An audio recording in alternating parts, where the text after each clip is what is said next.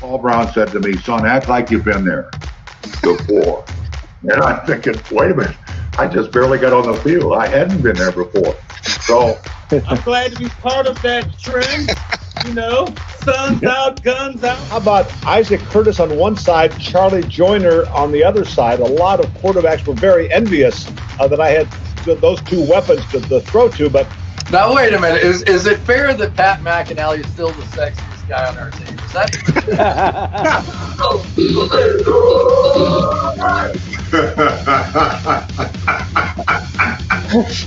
You got me there. You got me good. Donald, how you gonna be in that video and not represent with a chain? Your cane goes, man. I got mine on. I'm ready to go. Oh, that's great. That's priceless. There are two guys that I think it's a travesty that are not in that Hall of Fame. Ken Riley and Ken Anderson. Yeah, sure. Let's put the backdrop on, Jamie. See if Marissa's okay with it. Yeah, I got her backdrop. Starting the Canadian fan club up here for you.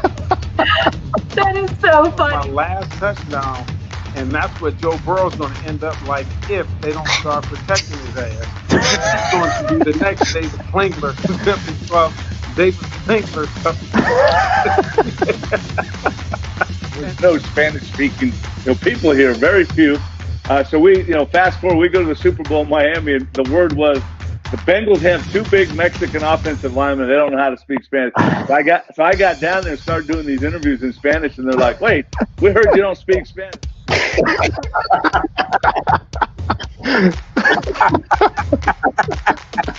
What's going on, fellas? What's going on? But I got on the plane one day in an all red Suge Knight suit.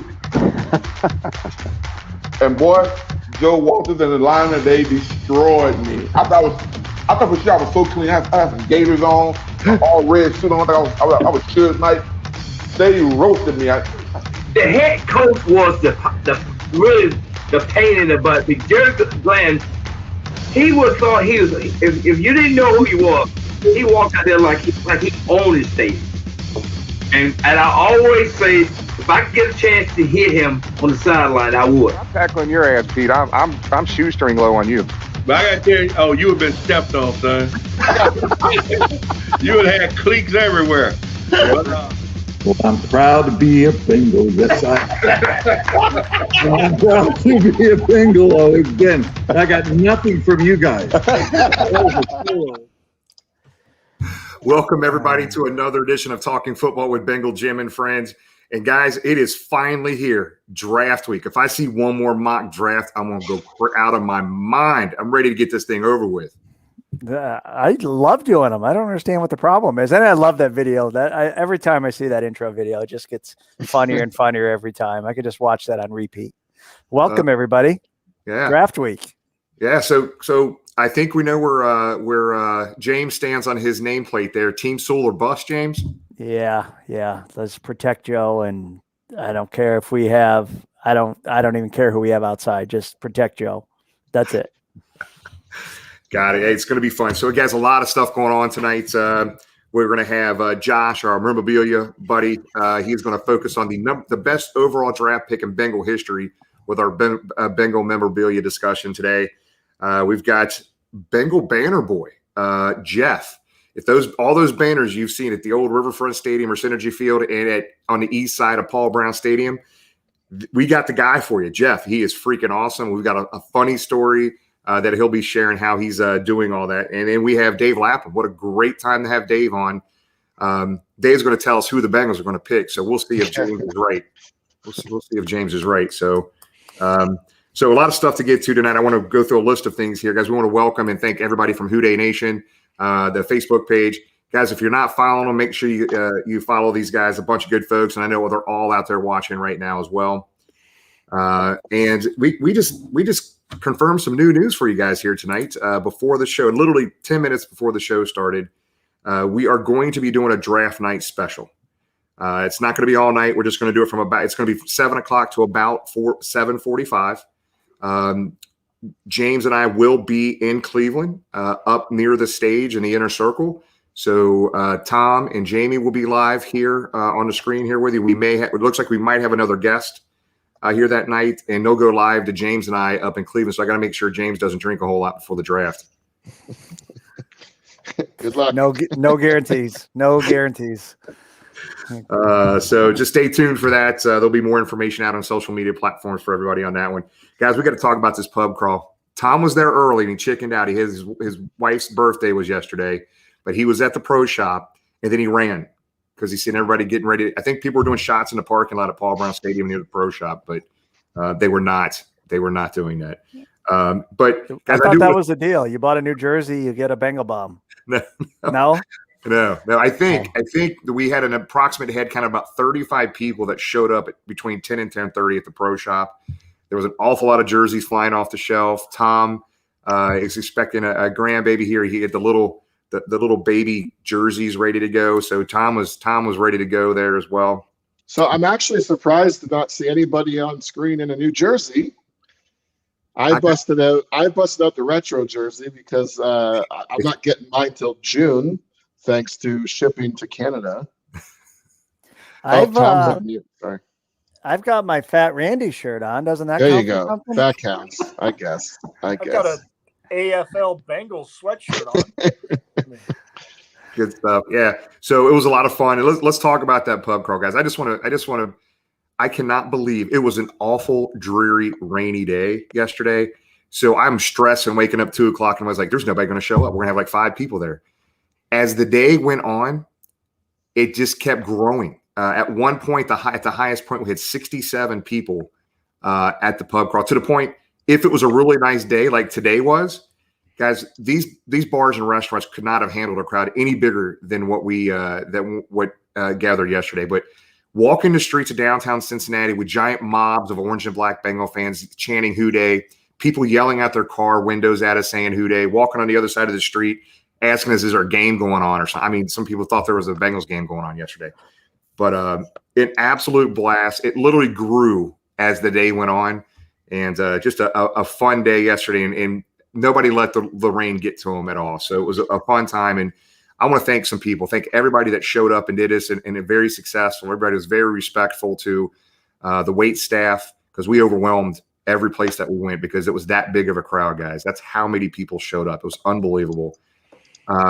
We were getting messages from all across the country. There was $125 PayPal or Venmo to me that we put as extra tips above and beyond what we normally would give as a tip. So I think we had a couple $50, another $25. And then later in the evening, after I was home, there was 7 more messages in there. Hey, how do I PayPal more money to you for tips for the local wait staff? So guys, just even if you weren't at the event, people were participating and having fun. There was a lot of people sending messages, them having a beer or a glass of wine somewhere else in the country, joining us virtually. And I'd be remiss if I didn't say thank you to Dell Hall. At the end of the night, Dell, whoever was left at the end of the night, you can't see this real well, but got a 16-lot glass. Oh, nice. Glass. And also got a coupon for a free beer at 16 lots. So we had an absolute blast. The rooftop bar at the Phelps was amazing.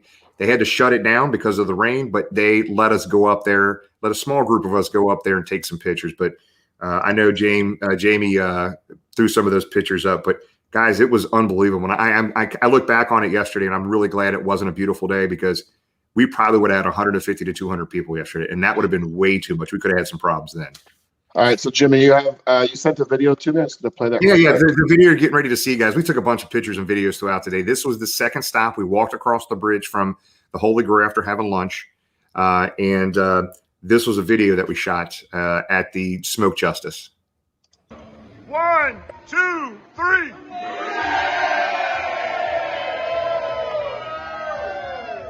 So I think Tony and I and some other folks counted about 56 people there at that stop. And there was people kind of meeting us at different stops along the day. So a lot of fun. I think we have to do that again, guys. But Jamie, we'll have to wait till you're allowed to come back in town, buddy. Yes, sir. That's going to be a blast. So no, thanks again. Everybody was great yesterday, and it turned out to be a lot of fun. And people that know me know I don't leave home without my Bluetooth speaker. So we're walking in the middle of downtown.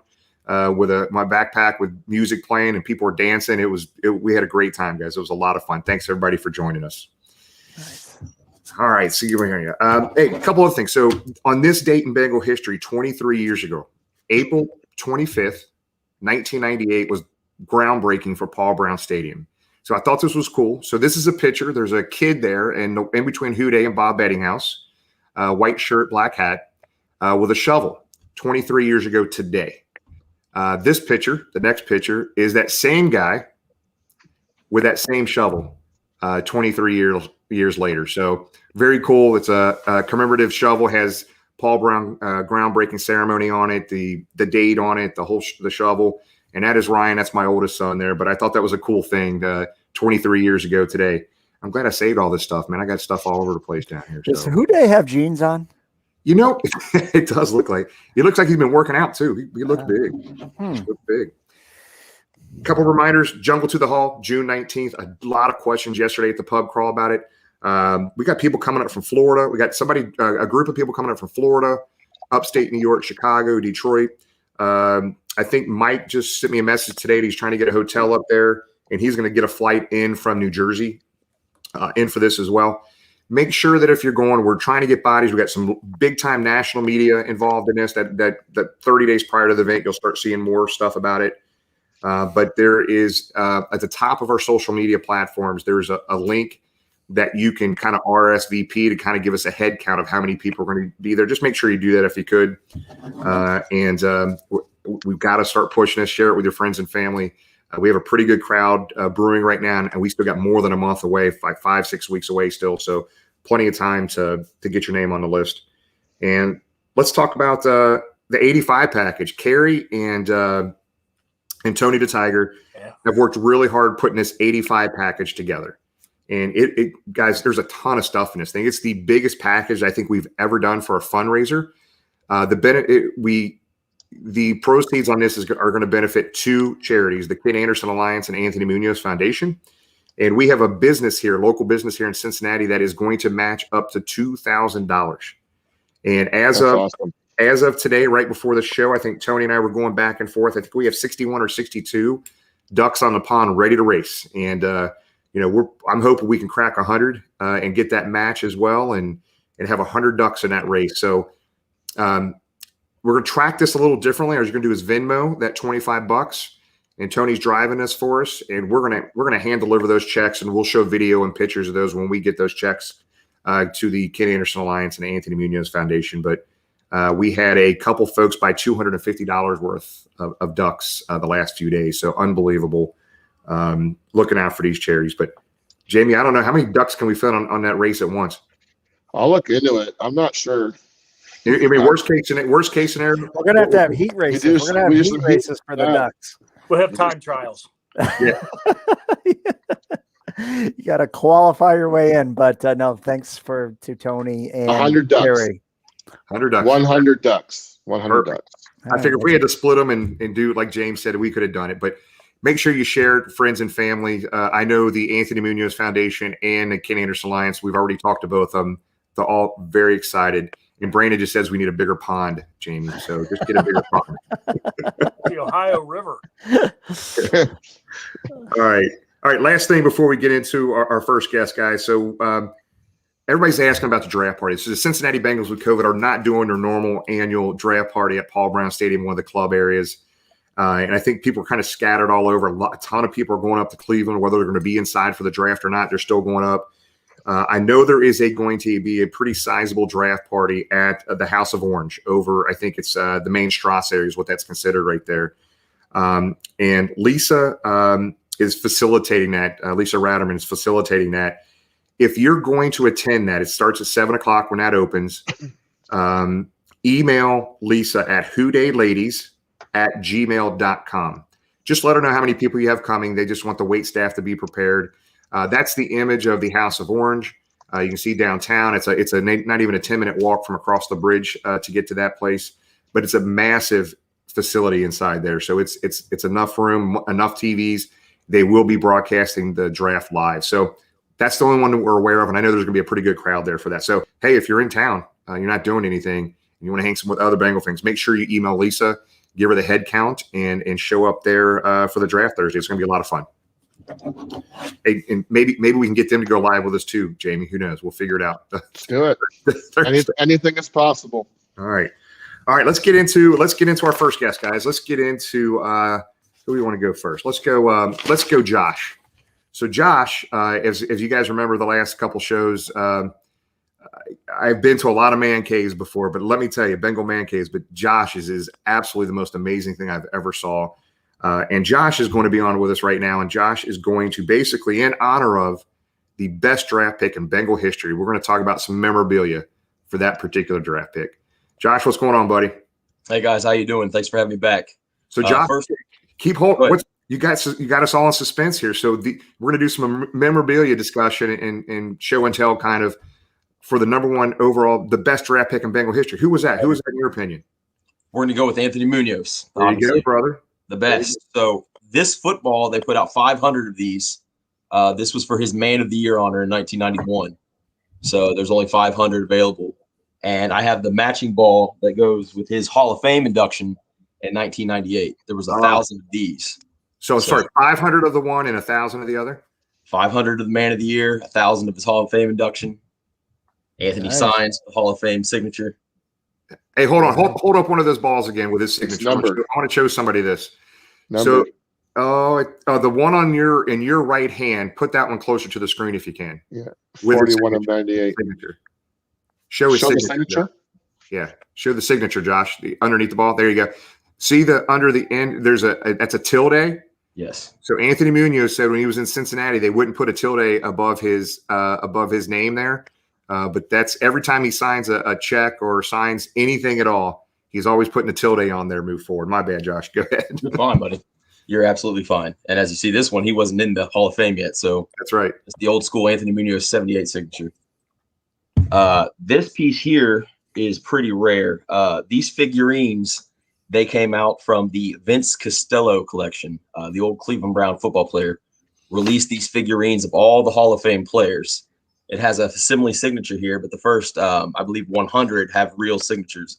Unfortunately, I don't have one, but it's a pretty ugly looking thing. But he looks scary. It is pretty extremely rare. So this is a hard little piece to find. This here might have a little glare to it. This is the Great 78 poster that they handed out to fans the year that he was inducted into the Hall of Fame. These got crinkled up by the fans. It was, I understand, raining that day. It was. I remember that. So a lot of them were damaged in the rain and whatnot. So if you do have a chance to pick one of these up, man, it's a great poster. Lots of good colors. Cool. Very cool. And then just a couple knick-knack items here. I actually received this from Jimmy himself. He gave this to me as a gift. I set it next to my Tony over there that I couldn't find. So, James, I couldn't find my Tony Award. Yeah, that's awesome. Here's the another cup. This was a large cup back in the day. This is like a small now. That's why I'm getting fatter. Damn it. Yeah. And then we have an old school Coca-Cola can right here with Anthony Munoz's picture on it from 1992. So this is a pretty rare old school Coca-Cola saluting they're promoting the Pro Football Hall of Fame up in Canton. So I figured I'd show this since we got the June 19th Hall of Fame event. I'm going to try to attend with you guys. So nice. So that's just some items I picked for you, but I'm Team Sewell all the way, baby. I'm with James. We got to get alignment. We got to protect Joe. Damn it, we're not going there right now with this conversation. don't side with James right now on there. So next week it will be our post-draft episode. Josh is going to be out of town for that, so we'll get Josh back on. So it's funny, when I was over at Josh's house, we were like, man, Josh, you got to just kind of pick small things that we can talk about over time, because literally we could have a 20-hour show just dedicated to everything in his basement. It's not a normal sized basement, man. It is a massive square footage basement with a lot of rare items in there. So Josh, buddy, we appreciate it, man. And that's hey, you're showing items that you just showed to Anthony Munoz that I know a lot of people, a lot of viewers right now have never seen before. But thanks again, buddy, for sharing your collection. Absolutely, man. I appreciate it. I will be back every week, and I got a lot more cool things to show you guys. You can see it's busy down here, but hell, that's not even a quarter of your basement. They just don't know. There's a whole other side over there. So. They just don't know. Yeah. Josh, we thank you, man. We appreciate it, buddy. All right, buddy. Thanks, Josh. Good day, man. See you. See, Man, there's hey. another one in the Team Sewell corner. God bless him. Front runners. I'm back in that camp too, just so you know. Oh Lord. Those were power surging through James right now. All right, let's get it going. So, guys, our next guest is somebody I have been wanting to meet for many, many years. So we're going to bring on here in a second Bengals Banner Boy. So at the old stadium, you would see banners up on the stadium, but in Paul Brown Stadium, the east side of the upper deck of the stadium, you see these giant banners around the 50-yard line. And every game that I go in, the first thing I do when I walk down to my seats is I look up on the the east side of the stadium to see what the banners are, because some of them are pretty damn hysterical. Before he comes on, Jamie, can you pop up some of his banners that he has put up? Sure. All right, here we go. And so we're going to ask him about this pizza one, because I think, guys, that we might have been a little bit of a losing streak. He didn't know what to say, so he just put a sign up there, said, I like pizza. So, and then fans are due day, Super Burrow, and probably his most famous one from this past year. Penny, for your thoughts. Let's bring on Jeff, a.k.a. Bengals Banner Boy. What's up, Jeff? How you doing, buddy? Hey, top of the evening to you, Bengal Jim and family, and I'm deeply honored to be on the show this evening, especially with Mr. Bengal coming on in a bit here, the iconic and legendary Dave Lapham. I do want to also, I'm sorry, Jim, I digress, put in a nod, obviously, with the banner you just showed, which was up a long time ago, for Panay Sewell in the spirit of the Munoz factor. Jeff, so. I don't think you know how this works, man. We're supposed to be asking you questions. You're not. Sorry. Damn it, Jeff. So everybody, this guy is awesome. I actually went out and had lunch with him this week with another buddy of ours, Dave Kubicki. We'll talk about that down the road here. But the banner's up on the east side. Jeff, we got to ask you, man. So give us a little scoop on this thing. How long have you been doing this? Well, actually, my first banner was 1981. I prognosticated at the beginning of that season. I put up a large sheet that said the new dominance of NFL football. And I remember it was on TV, and the commentator said, well, that might be a little premature. Actually, that was our first Super Bowl season. So I always had a passion for it. And back in 1998, December of 98, some fans held up a sheet that said Mike Brown stepped down, and they got thrown out of the stadium. And that week, Mike decided, okay, you can have banners. They just can't obstruct view. They can't hang dangerously. They can't be vulgar, and the Bengals have the right to take them down. That next week, there were about 80 banners in the stadium. I've seen a lot of your videos from the past, Jim, and in the past, there were banners everywhere. Lots of them were sheets. And so I brought banners that day, and then I just never stopped. And I've just had a passion for it. And it turned into very large banners at Paul Brown Stadium. The Bengals have been very gracious. They let me keep them up. And if they want them taken down, I'm very gracious in doing so. All right. So, Jeff, as we're on here right now, before you get off air, I am asking that everybody's viewing, right? You get an echo, Jamie? Yeah, a little bit, but you're fine now, I think. Okay. Everybody that's viewing right now on Facebook, Twitter, and YouTube, pop in any ideas that we could give Jeff for next year. There it is. There's one. So any ideas you guys have, make sure you put them in the chat area, and Jamie will pop those up when he's able to. So where do you get your inspiration from, Jeff? What are you doing? Like the night before, you just drinking heavily or something? Just come up with some crazy ideas, or what are you doing? Well, normally, Jim, they'll come to me driving, listening to sports talk. Of course, I'm always tuned in to anything Bengals related. And, might happen in the shower. It could be and has been several times in the past. Someone offers an idea. It's interesting. You showed I like pizza. We were on a losing streak. I asked a young man, Chase Baginski, in our neighborhood, 9-year-old. I said, hey, what do you want me to put on the banner? He said, how about I like pizza? And I said, how about if you and your friends come help me paint it? So we made it the night before a big event and got pizza, and the kids painted the banner. So that was a lot of fun. I had one back in the day, front page of the Post, where I'm going up the escalator at Paul Brown Stadium with one over my head. It was at a time that Neil Rackers was really struggling, and it said, "I'll kick for food." So, these inspirations come from other sources sometimes, but, most often something I think of during the week. So how long does it take? I mean, like you said, this is a pretty darn big banner. This isn't a bed sheet. This yeah. rattles. How long does it take from like the outline to the paint and all that to these are 40 footers. Actually 38.6 is what I got to work with. So I've gotten it down to a science. It used to be these were 2 to 3 hour projects. They've become more 4 or 5 hour projects. I've tried to be a little more elaborate of late because of Joe Burrow. He's inspirational enough that, and I've had a lot even before Burrow was drafted, that were lobbying for him to come to the team.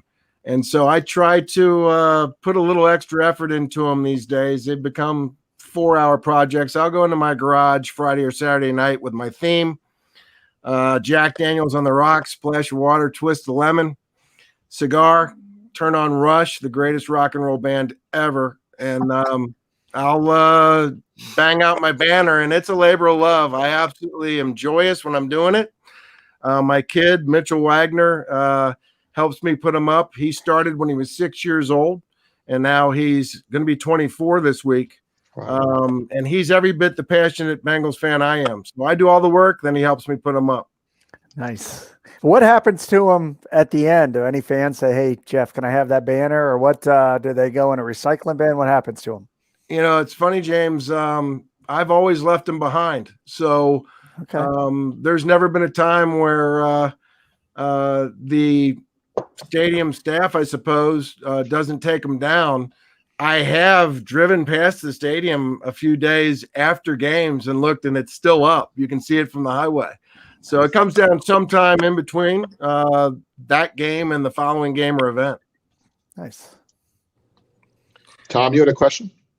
Yeah, I was just wondering, have you ever heard from a player in regards to Panay, thanks. There have been some players who have responded. Panay tweeted out that he appreciated the love when I put that one up. I've had some visitors from the Bengals, related folks to players and coaches who have come up to visit with me.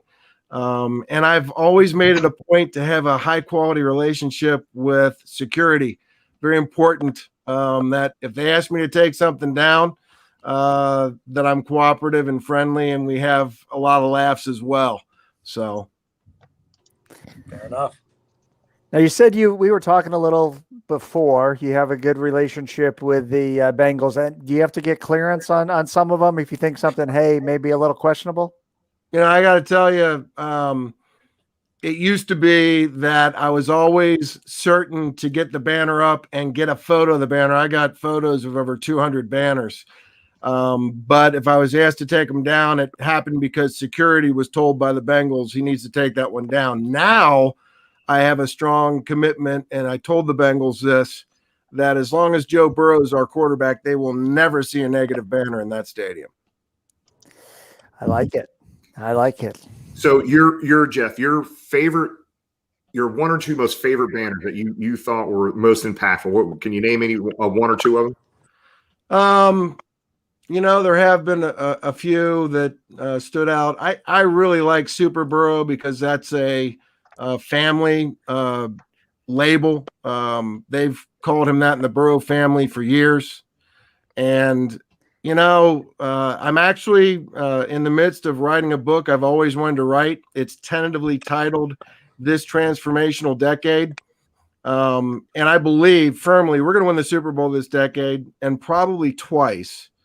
It's a story of redemption. If you're a Bengals fan, you know where I'm coming from.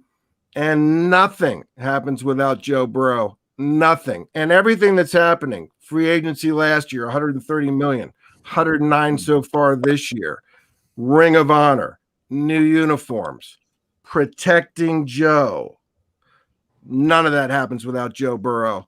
People know, the Bengals especially, that we're going to win the Super Bowl. I'm ready to go. I like it. Fantastic. I'm ready to go. Do it. Do we have Jamie? Do we have any more banner ideas for Jeff as we sit here? Well, a few of the ideas being thrown out are making some assumptions on who we're taking at number 5, but we'll go with a couple of these. We're chasing the dream. Love it. Enjoy the ride. I saw Love a few. Hold on a second. Chase, but you won't catch. Well, I see the chase references and I understand them. That's a shiny object. That's a luxury. And, it's a matter really what Joe says goes. What Joe says goes. And I don't want to step in the way of Joe, but they better figure out what the heck they're going to do with that line if they're going to do chase. And there's a lot to be done. Sewell's a pretty easy layup, just like Joe was last year if you want to fix it fast. There's one down here from H. 69. Oh no, we're not put that one. Yeah, I know. I saw that. Never mind. My bad. I'm not going to put that up. Yeah. Yeah, there's crazy stuff. How about this one? We can put this on the banner.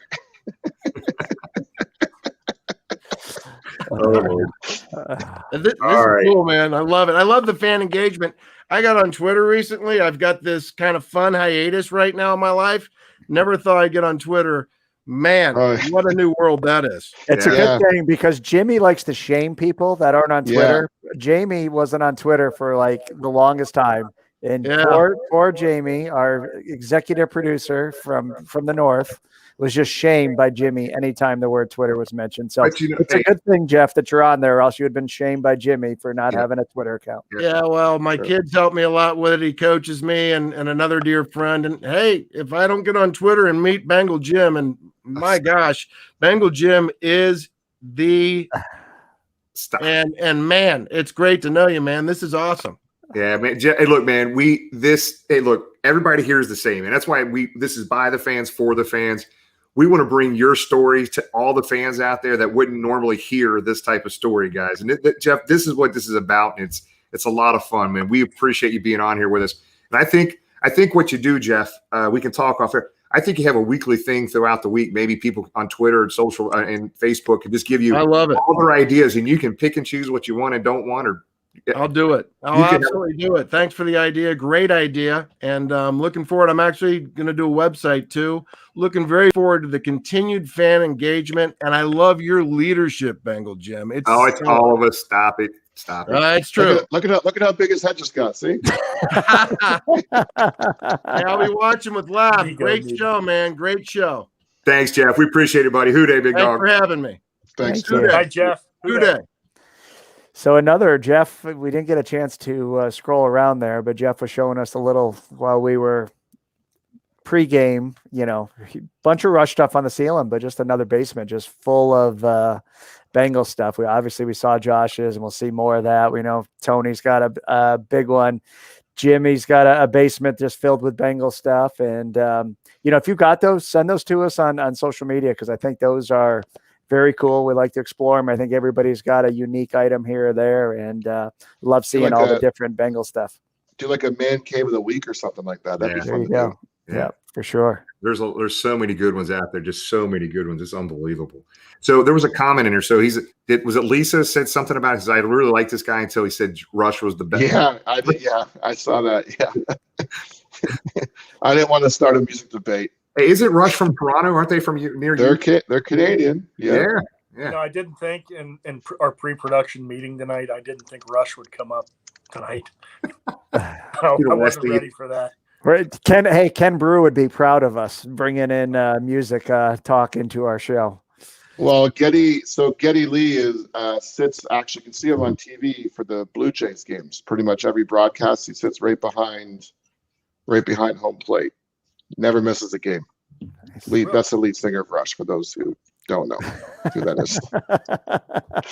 Well, when you said we were having, going back to our banner guy, when you said we were having Jeff on, very cool, because anybody that's been to PBS has seen those banners up there, or of course the old riverfront. So now to be able to finally put a face to who's doing that, nice work. And, those things are, what do you say, 38.5 foot big. Obviously time it takes to do that. They look professional. So props to Jeff. That's some pretty cool stuff. So is Dave not in the room right now, or not yet? So while we're waiting for Dave to come on, a couple things. Yes, so I am on Twitter. Thanks for everyone who followed. I put my @ symbol in there, @WhoDayCanada. Thanks, Tom. You were my first follow, buddy. I believe. Thank you very much. What do I get? A toaster, some maple syrup? What? Poutine. You'll get poutine shipped to you. I got an alert that Marissa Contapelli tweeted at me. That was pretty fun. That was cool. The other thing I wanted to say, guys, before Dave comes on, he's not here yet. Hats off to the Bengals for how they rolled out the new uniform, the whole communication. I thought it was great. I think we're all Athletic subscribers or readers here. There was a great article in The Athletic about how they handled it when the leak came out. And if you haven't had a chance to read that article, I highly recommend it. I thought they did a great job. What do you guys think? I liked it. I thought it was fantastic. I'm sorry. Go ahead, James. No, it was cool. I mean, my favorite part of the New Jersey is that Paul Brown sig on the collar by far. I think that's the coolest feature of it. Hey, Jamie, without doing the whole article, talk about that piece of that Athletic article on the leak and what was said about that. Yeah, so it was interesting because basically, they saw it at the same time we all saw it, and it was hitting all the groups, and people were hating on it, and they were disappointed because the photo was so poorly shot, on a white.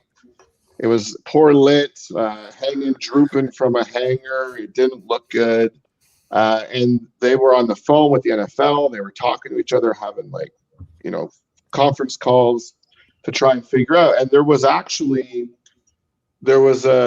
time where they thought they were just going to come out. They were going to get Joe in a jersey with a photo and announce it, just put it out there because it was already out there. And they decided internally to wait and do their full launch plans.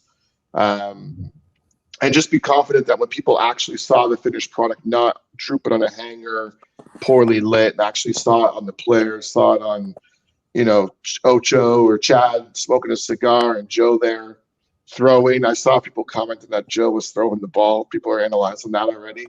But yeah, it's a great article. So if you guys are on The Athletic, I would check it out. They talked to a few people in the Bengals organization about basically the fear and panic that happened when that came out. So at the same time, we were all speculating, messaging each other back and forth. They were frantically calling around to each other, trying to figure out what to do. And I just think, hats off to them. I think they handled it tremendously. So up here in Canada, I have a couple sports apps, Canadian news coverage that announced, and I'm reading the comments from non-Bengals fans. And overall, I would say it's 80% positive feedback from the general public who just saw that it was the complete change. It was just clean. They cleaned it up. They made it more modern looking. And obviously the homage, the signature in the back of the jersey, I think won a lot of people over as well.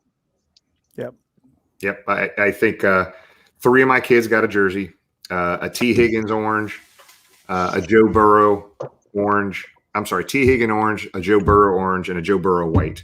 Joe Burrow by far the most popular, and I think the orange and white one, the Pro Shop folks were telling me were kind of neck and neck for the Joe Burrow ones as far as the most popular being sold. So, guys, as we still wait for Dave, I just talked to him again Thursday, so I know I did confirm that so maybe a little bit later we'll kind of hang on here. But let's go ahead and talk about the draft a little bit. So I read another article. I think it was a Pro Football Focus, Coach Matt on Twitter, something that, look, we all want to protect Joe. There's not a Bengal fan. There's not a Bengal fan at all that doesn't want Joe protected. But what if we can get that one receiver that we're missing that can take the top off of defense and still get a starting offensive lineman and protect Joe? I think it can be done, guys. I think if they go chase, because that's the one receiver we're missing is the receiver to take the top off. Well, Jimmy, I have somebody I think who can talk about that with us. Oh, okay. You know what, Mr. Lapp, how you doing, big dog? Look at that. What's up, man? How you doing, buddy? How you guys doing? Good, man. Hey, thanks for joining us, Dave. Hey, I see your new podcast, and I'm just telling you, Dave, I am excited as hell about the Bengal history you're bringing to the table on that podcast. Now, you had Boomer on, Solly Wilcox, Whitworth, Mike Reed, I think you've had on. Yes.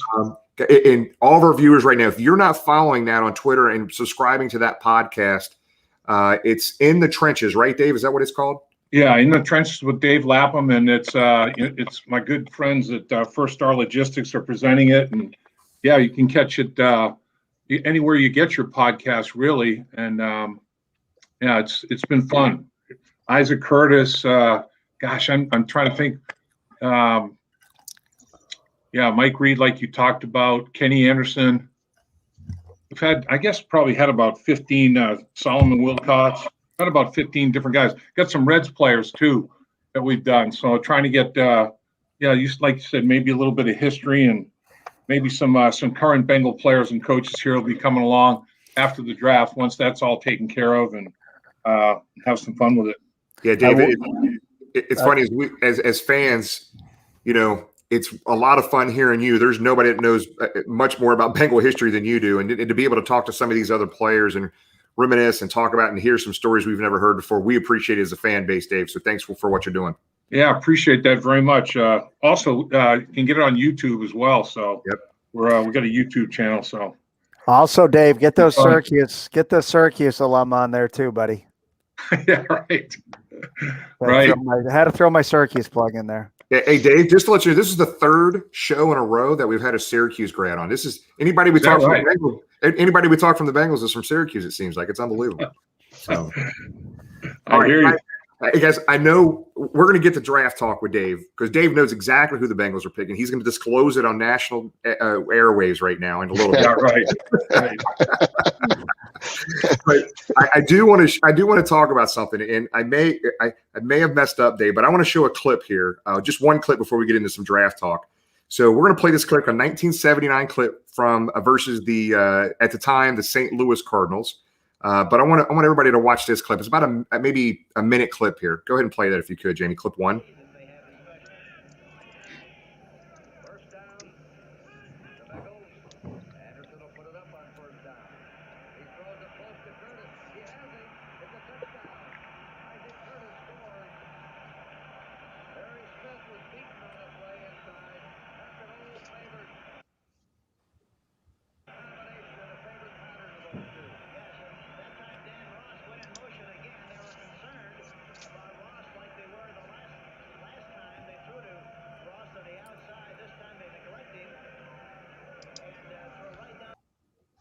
So first of all, Dave, just the Isaac Curtis sliding in the water spike behind his head was just classic. It was. So you were playing center there, and I know a lot of Bengal fans I think a lot of fans don't know that you played all 5 positions through your NFL career on that offensive line. Was that the game in 1979 that you may have played all 5 positions in one game? Actually, I was playing center in that game because we had an injury. Blair Bush got hurt, and he missed the last 6 games of the season. So I played the final 6 games of the season at the center position. I had never played it before. Never played it in high school or college, and had taken some practice snaps, to make sure that I could snap the ball to Kenny because I was the backup center, even though I had no team experience at the center position. And the thing I was most proud of was like bad weather like that. We didn't have one center quarterback exchange problem, so that was a big deal. Make sure he got the football before trying to do anything else. That's for sure. Well, and it's funny because I know you talk a lot about position versatility, Dave. So you had that as a player, right? Yeah, and you're right, Jimmy. I played all 5 positions in the same game 2 different times, and I just start at one of the positions, then just kick out, take a series off, go through a rotation like that, and it was interesting. Now I'm telling you, it was a challenge, more physically than mentally. I mean, Paul Brown was always. I learned it, I guess, from Paul Brown, and he would give us grades on our assignments, and he told me, I'm going to give you 2 grades. I'm going to give you a grade on your assignments in the upper left-hand corner, and the whole team assignments up in the upper right-hand corner of your paper. I want you to understand, the whole concept. And so instead of just tunnel vision on one assignment, if a guard's pulling, is a center reaching, tackle blocking down, fullback filling, what's going on around you to understand the whole, the whole concept. And that helped me a lot, obviously. So I pretty much learned all the assignments and then just applying techniques, and particularly, right and left side, right-handed stance, left-handed stance. And then the center position was unique to itself. So that was a lot of, it was fun. It was a challenge, and I enjoyed it. I mean, it taught me a lot. It really did. I thought if I ever did decide to go be a line coach, have the experience of actually playing in an NFL game at all those different positions would help me a little bit and hopefully translate a little bit. But I didn't go into the coaching end of it, decided to go into the broadcast side of it. Got it. Well, good. I know I wanted to at least show one clip, Dave. I have so many great clips of you playing throughout the 70s and 80s. It was just awesome to see that. So, as everybody's viewing right now, if you could, I know we have a lot of questions going on, but wherever you're at, Facebook, Twitter, or YouTube, make sure you pop in some questions for Dave. We'll try to get to some of these.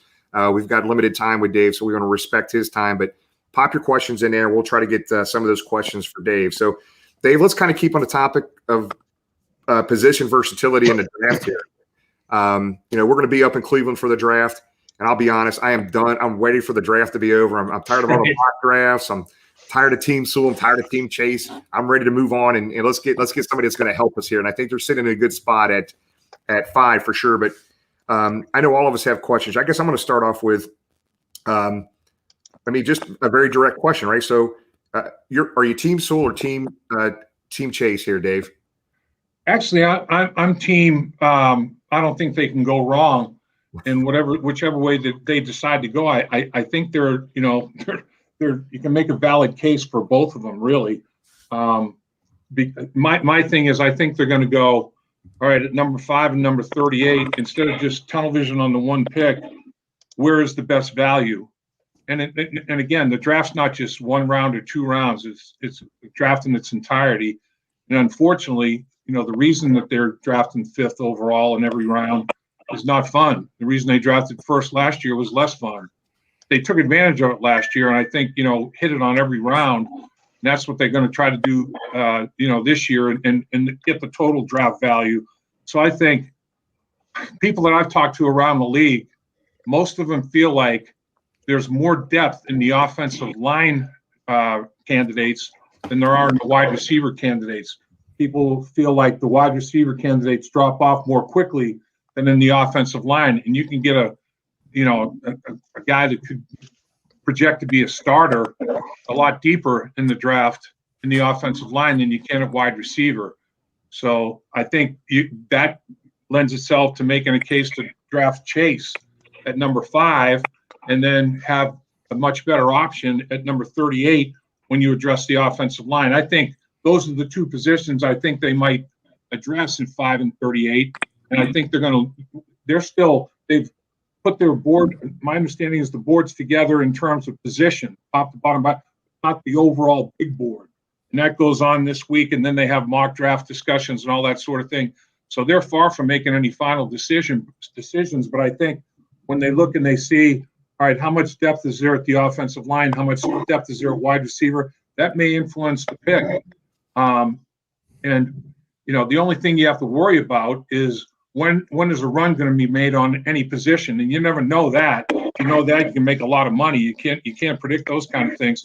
So that's a little bit of the problem. But I honestly, people that I've talked to and that I've seen, Chase is the best receiver in the draft in the last 2 years. Never mind just this year. This dude is, he's Anquan Bolden in terms of physicality and toughness, but he's faster, stronger. He's quicker. He ran a 4.34 40, and he's got an 11-foot broad jump and a 40-inch vertical. The guy's just explosive as hell. And they say pound for pound down there at LSU, he might be the strongest guy in the team. So he'll give some physicality out there on the edge, and he's a willing blocker. And people down there tell me that he'll block his tail off, so he'll help in the wide running game. But, he's not going to be much, obviously, in protecting the quarterback, and that's where you make a case for the other side of it with Penei Sewell. But, Chase, the thing is, 780 yards and 20 touchdowns he had in 2019, and those are still SEC records. And who threw him the ball? Joe Burrow. So, now they've done it. Been there, done that. Burrow knows where he likes the football. Chase already knows how Joe Burrow throws, how Joe Burrow thinks. There's already a synergy between those guys. And, still with the after effects of the pandemic and over half the league saying their players have decided they're not going to go to OTAs and maybe even mini camps. And Joe Burrow come out from knee surgery. How much is he going to be able to do in the early stages of that? You have a guy that's worked together. Those two work together like they have. There might be some merit there as well as you think about tiebreakers. But, I don't think you can go wrong drafting Sewell either, really. I mean, that sucker, he's a beast. But he's got, he's a beast that can do ballet. I mean, he's got the nimble feet, the sweet feet. He's got unbelievable movement. He's physical. Coaches have told me that have worked him out. They still have bruises on their chest from when he was punching them. They're holding those dummies. I mean, he's the real deal. He's got the biggest upside potential because he's young. I mean, he won the Outland in 2019. Then he didn't play in 2020. He hasn't even turned 21 years old yet. And I think he still needs to mature some. I mean, in terms of not physically, but as a player and more reps. I think Slater and Vera Tucker and people like that finish better than him. They get to that linebacker level and they stick and they finish like glue. And Renee's a little bit inconsistent with that. But I think he just needs reps. He just needs to play football, and mature a little bit. But his ceiling is so much higher, I think, than everybody else's ceiling. So, and then you're going to get a lesser receiver by most people's standards by a longer shot in the second round. So I don't know. I guess flip a coin. But I don't think they go wrong either way. Dave, you mentioned Joe Burrow. How much input will he have in the draft? There's Duke and Mike and those guys asking Joe's opinion, you think? Oh, yeah. And that's the other thing. Mike Brown played quarterback. Duke played quarterback. Zach Taylor played quarterback. Coach Callahan played quarterback. I think they might be leaning toward a weapon, and I do think when you're doing your due diligence on the first round pick, wherever it is, and really any pick, you're talking to not only coaches and teammates and all that. You're talking to equipment managers, trainers, assistant equipment managers. So you're trying to get as much intel as you can on every candidate. Shoot, you get Joe Burrow right in your building. I think, obviously he'll, even if he's not lobbying for him, he's going to give him an honest evaluation.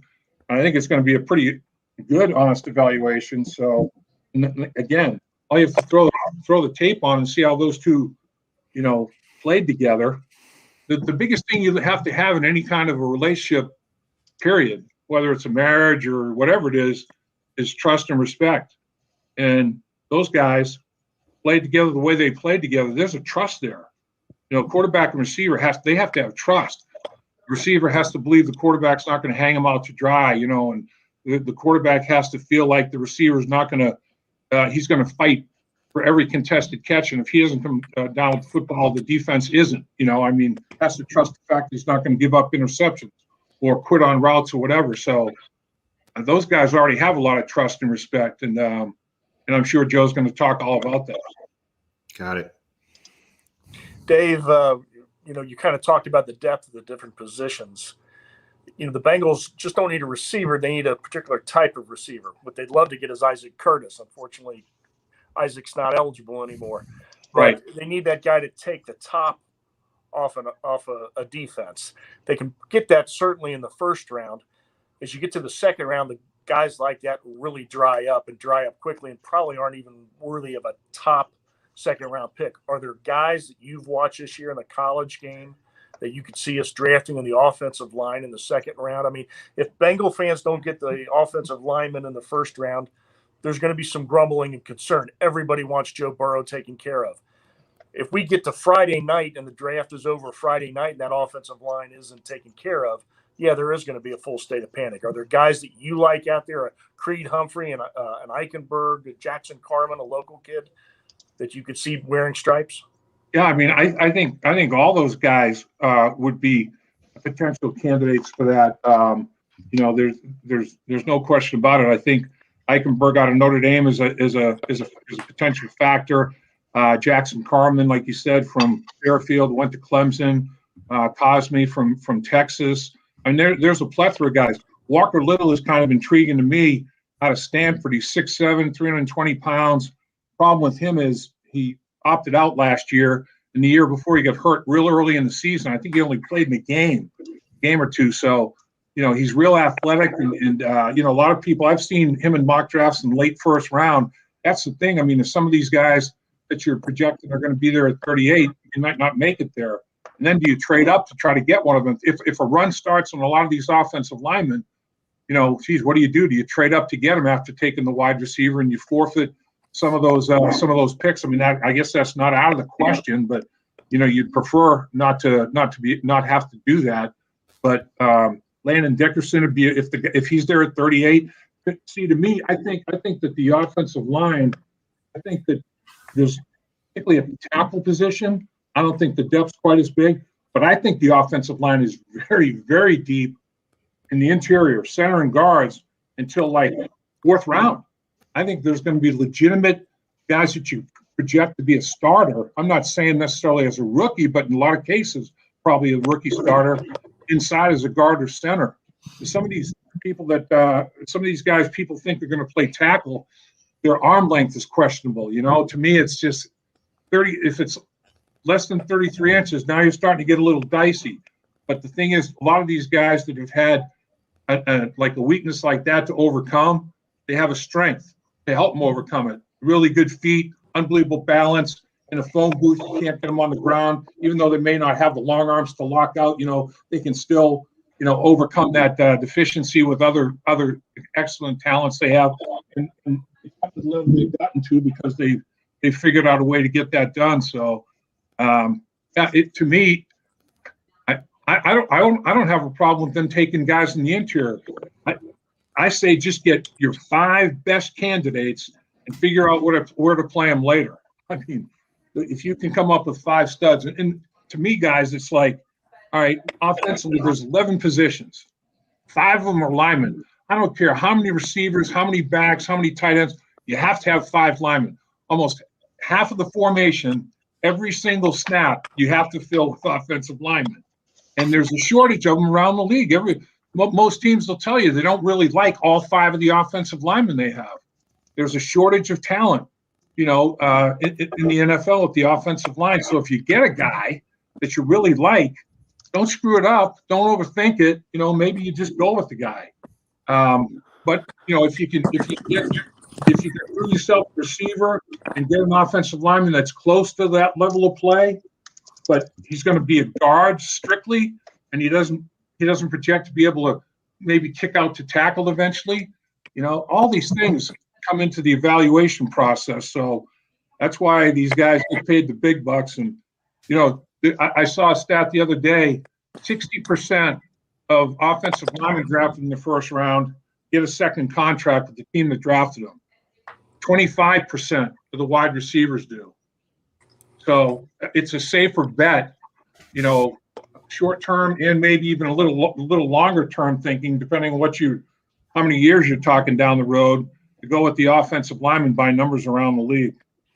Last year, Dave, we saw the Bengals go defense pretty heavy, 3 linebackers taken. Any chance we'll see a run on offensive linemen, even if we don't take one in the first round, maybe rounds 2, 3, and 4, all linemen? I think you could see it 2 and 4. I think in one of the top 3 rounds, you got to get another edge rush guy. To me, it wouldn't shock me if in the first round they take the wide receiver. If there is a run on offensive linemen, of the guys that they had rated late 1, early 2, and there's an edge rush guy that slid, wouldn't shock me to see them take the edge guy, because you gotta be able to pressure the other team's quarterback, and they swapped out. They Lawson went, and Hendrickson came, so they still need more guys coming off the edge, whether it's an outside linebacker type guy or a defensive lineman. I like this kid from Houston, Turner. 270-pound guy. He's long. He can rush it in. You can kick him inside defensive tackle, get some nickel pass rush there. You know, it wouldn't stun me if in fact there might be an edge rush guy that slid to 38 more so than the on their big board as they're saying, boy, where's the value? And then third and fourth round, see him take an offensive lineman. My Christmas draft, I go to bed on Wednesday night. That'd be Christmas Eve of the draft, and wake up Thursday. Go to the draft Thursday night. If somehow Atlanta takes quarterback and they don't take Pitts, for example, like everybody's thinking they're going to take Pitts, but if they go for a fourth quarterback and the Bengals have their three guys, sitting right there, they've got the receiver, the tight end, and the offensive lineman.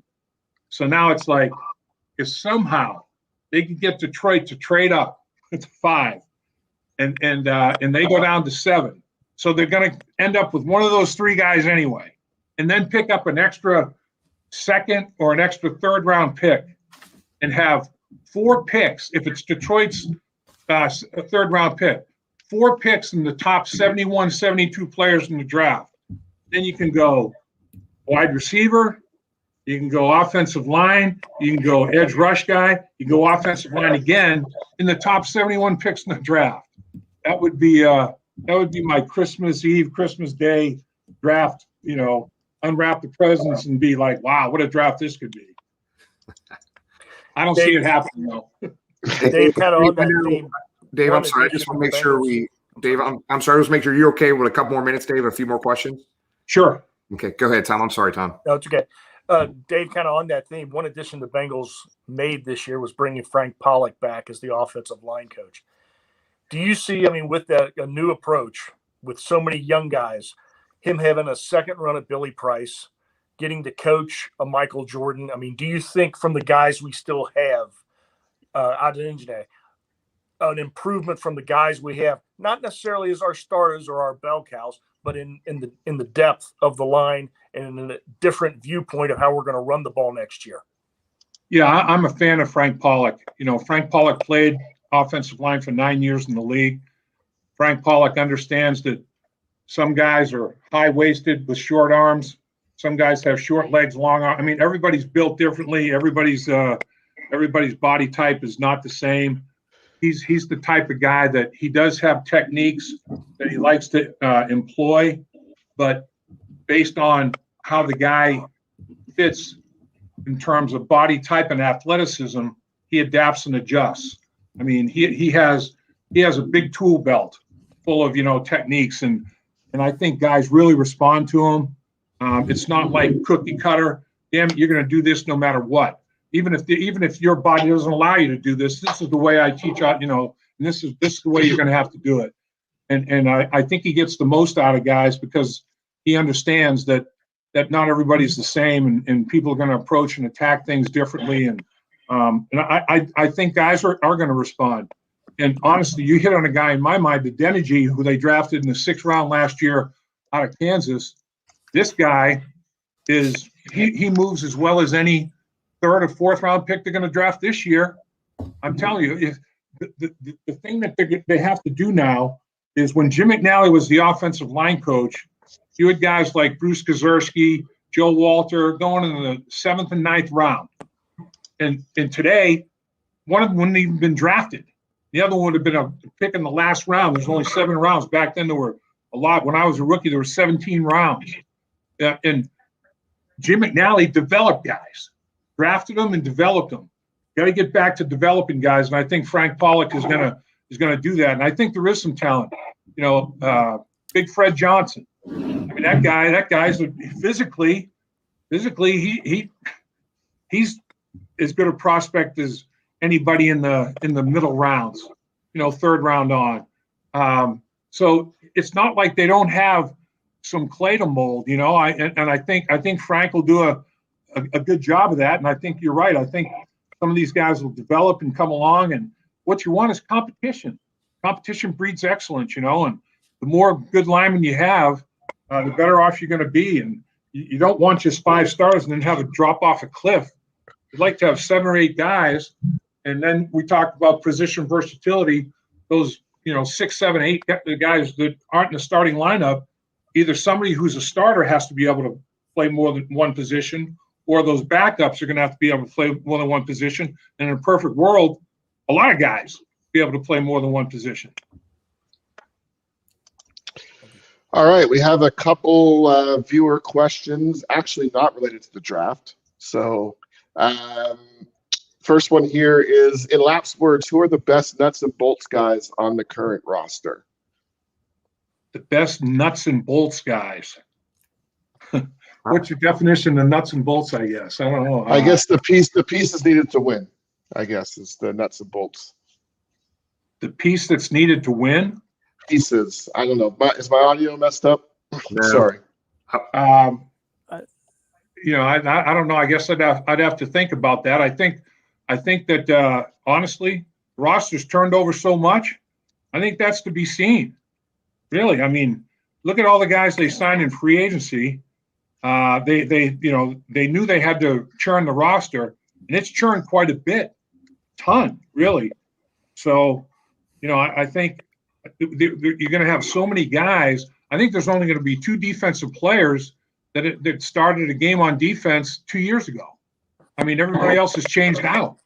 So I think it's a situation where, there's a lot of new players fighting for new roles, and those roles I think have been yet to be defined. So I think that's a good question. I think it's to be determined because every team you do have to have not everybody's a Pro Bowler, and you do have to have nuts and bolts guys as the question is posed. I mean, you do have to have guys that maybe maybe the only people that really appreciate these guys, the level they should be appreciated are their teammates and coaches, and those are the guys that really make the football team. And I think in a lot of cases, that's probably to be determined right now. There's no doubt about it. They got a lot of new bodies in there, but I do think a guy that is kind of that guy for the wide receiver core, Tyler Boyd. Boyd, obviously he's a great player, but he's also somebody that mentors everybody else, and he feels he likes doing the blue collar stuff. He'll block. He'll do everything. I mean, he's a football player. It's like a lot of guys, they don't even want to have a position after their name. They just want to be known as football player. I think he kind of falls in that category a little bit. Yep. Well, Dave, look, man, we appreciate your time today. I think so. This time next week, we're not going to be talking about who the Bengals are taking. We're going to talk about who they have and who's going to help them here move forward. Another, I think, an outstanding free agency offseason here for the Bengals 2 years in a row. And if we can nail another draft like we nailed last year, Dave, I think it's going a long way in helping his team win some games this year. I agree, Jimmy. I mean, you spend over $100 million, 2 years in a row in free agency. In some cases, I mean, they redid the secondary back-to-back years in free agency. It's like they didn't hesitate to redo it again in a lot of cases when they felt like they needed to. So, that and you don't want to be drafting in the top 5 anymore. You definitely don't want to be drafting number 1. You don't want to be drafting 5th. So hopefully, after these 2 years of free agency and these 2 drafts, they're going to be in a situation where they're going to be picking at the end of rounds for a while. That'd be sweet. Yep, that'd be nice. So, Dave, on draft, are you going to be in the war room with the Bengals? Where are you going to be? No, I don't think so. And that's still to be determined. I'm never really in the war room as such. That'd be great. I'd never have experienced that, just down in the media room. But I think I wouldn't be surprised if it's virtual. And they just make announcements. They just have pressers after they make every pick.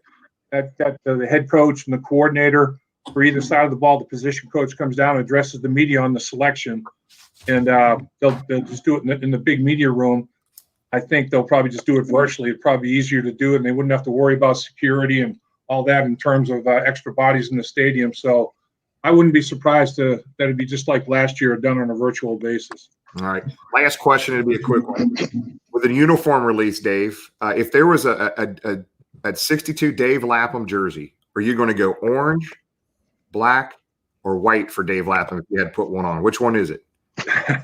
I'd probably go white. I like the white. I'd love to see a white helmet with the white jersey and white pants. That'd be great. But the league. I don't know. Oregon changes their helmets every week. It seems like the league, because of player safety, they say they don't want helmets changed out. They just want one helmet all year. Well, if you take the padding and everything out, and it's the exact same size shell, I don't know what the issue is, but it's funny how they'll go to a 17th game real quickly. They don't want to have extra. They don't want to change the look in the helmet. It's kind of crazy. Yeah. Well, Dave, we appreciate it. We're excited about the draft this week, buddy. So I know you're ready to get on and move on with this guy. I think you get asked the same questions every day now. So we appreciate you being here with us, Dave. Thanks again, buddy. Thank you, Jimmy. Appreciate the invite, guys. See you later. Thanks, Dave. Thanks, Dave. Have a good one, guys. You too. I know. It's interesting. You mentioned the helmets, and Dave is always awesome with his insight. But now there's a list. I think saw it on social media of approved helmets. Now there's a lineman helmet that's designed specifically for linemen to help with their safety. So, we've talked about safety before on the show, and obviously concussions and head trauma are a big issue with former athletes and guests we've even had on the show. So all for safety, and great to see those advances continue. And as always, Dave's usually spot on with his draft analysis. And we did learn that Dave is a color rush guy, which is nice. All right, let's go ahead and close it out here, guys. Let's go ahead and start with Tom. A couple quick things. One is congratulations and thanks to the Bengals. There were 4,000 vaccines available at Paul Brown Stadium today. I know the Bengals assisted with that and helped staff that. So I really think that's cool and hasn't been recognized enough. I'm sick of the mock drafts too. I'm ready for the real thing. I'm ready for, you and James to go up to Cleveland, get everybody settled down and organized up there and help announce the pick. And Jamie and I will stay here in the studio and work. Jamie? Yeah, I'm in the same boat. I'm over the mock drafts, but I think Dave said it perfectly. He asked him if he's what team he's on, and he said the Bengals can't lose on that pick of 5, especially with whatever happens in front of them could dictate 3 potential players that could obviously start for this team on day 1 and make the team better. So I'm excited to see what happens, and we'll be back here Thursday and see where the Bengals go. James? First of all, I don't know. How can anybody be sick of mock drafts? I could sit in front of my computer and do mock drafts all day. Have you seen some of these mock drafts? It's ridiculous. 12 team trades. Like, come on, man. And then Lap did have an interesting point, and I'm not sure many of our other guests talked about that, but if you can trade back to 7, still have one of those top 3 guys available, I'd take Kyle Pitts at 7 and an extra 3rd would be ideal. I know our buddy Mon would be all for that. He's been clamoring, not Team Chase, not Team Sewell, but to trade back. I don't see it happening, but if you don't go any further back than 7, if a quarterback's drafted at 4, you're in a win-win situation. Moving forward to Thursday night, we just got confirmation. Our buddy Brian from Deep Fried Draft will be joining Jamie and Tom. So if you remember a couple weeks back, Brian had some great insight from his website, deepfrieddraft.com. Bengals fan from down there in Mobile, Alabama, who does a great coverage leading up to the draft. So excited to have Brian back on with Tom and Jamie on Thursday. I can't promise how many beers I'll be in or won't be in by 7 o'clock Thursday, but looking forward to it. Looking forward to seeing everybody up there, and again, add to the already pretty good roster. Yes, Tom. Jamie, will you have the 7-second delay on when they're live from Cleveland?